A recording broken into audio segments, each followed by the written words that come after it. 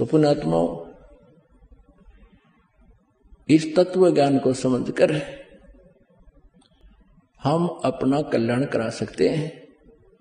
और ये तत्व ज्ञान जो आज ये दास आपको सुना रहा है, 600 वर्ष पहले परमेश्वर कबीर जी ने अपनी अमृतवाणी में सुना था। क्या कहा था? धर्मदास ये जग बोरा न, कोई न जाने पद निर्वाण।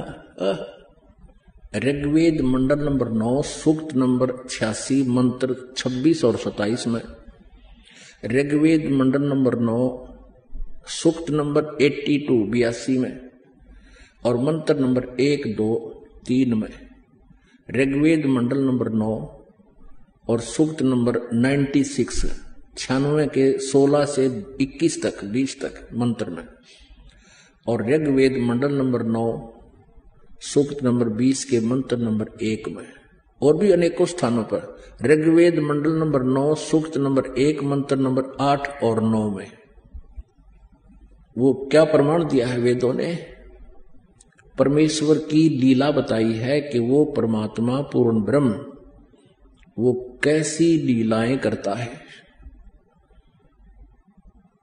उसमें क्या बताया है कि वो पूर्ण परमात्मा ऊपर तीसरे मुक्ति धाम में रहता है, और वो कबीर देव है, कबीर साहब है।